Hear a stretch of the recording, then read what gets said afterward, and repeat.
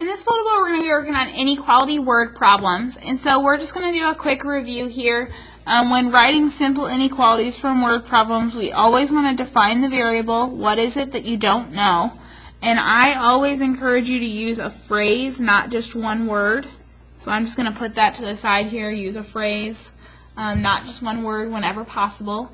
And then we have to decide which inequality sign to use, and we look for keywords that indicate more, less, or equal to. And so I'm going to kind of refer back to, in your inequalities notes, you had these words that signified less than or equal to, greater than or equal to. We're going to be looking for some of those key words as we work to write and solve some inequalities from word problems. And so this very first review, really quick, a score of at least 92% on a test is considered an A. Our variable is any letter A through Z. I'm going to pick S to represent the score on the test.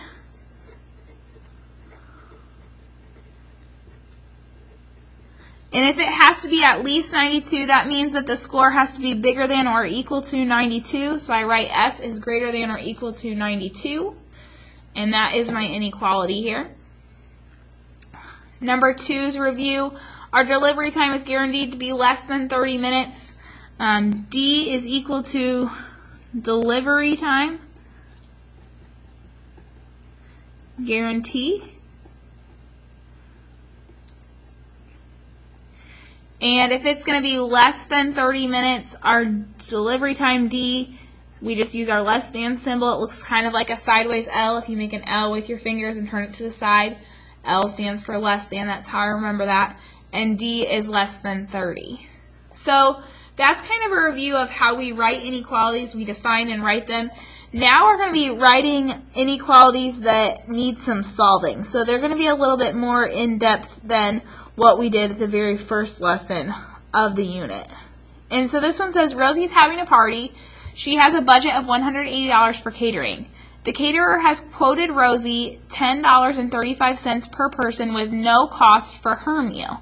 What is the maximum number of people she can invite without going over her budget? How much will she spend? So we're trying to figure out the maximum number of people she can invite. That's what we're trying to figure out. And so that's going to be my variable. P equals people Rosie can invite. Her budget is $180, so I'm going to circle that as an important number. The caterer quoted her at $10.35 per person. No cost for her meal. How many people can she have? Well, we're going to do $10.35 times the number of people, because we're going to have groups of $10.35. This number, 1035 times the number of people, has to be less than or equal to her budget of $180, because she doesn't want to go over her budget, so that means she can be right on budget or under. So this number can be less than or equal to 180. We solve using inverse operations. The inverse of multiplying by 10 and 35 hundredths is dividing by 10 and 35 hundredths. And if I do it to one side of the inequality, I'm going to do it to the other to keep things balanced. And 180 divided by 1035 is this big long decimal. P is less than or equal to 17.391304335. I'm just going to round this to nearest hundredth because it doesn't tell me otherwise. I also recognize that I can't have 17.39 people, and so that's not going to make sense either. So I'm just going to, the 1 tells my 9 to stay the same. P is less than or equal to 17 and 39 hundredths people. So really we're talking about less than or equal to 17 people, because we can't have part of a person. So P is less than or equal to 17 people. So we're going to answer this question.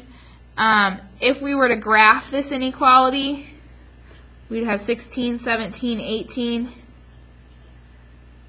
We can have 17 or less, so we can shade to the left. The maximum number of people she can invite, though, is 17.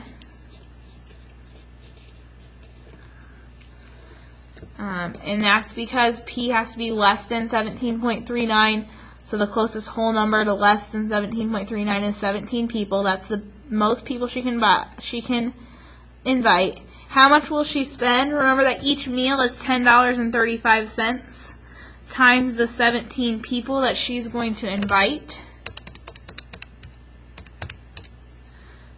If she invites the maximum, and that is with a label, $175.95.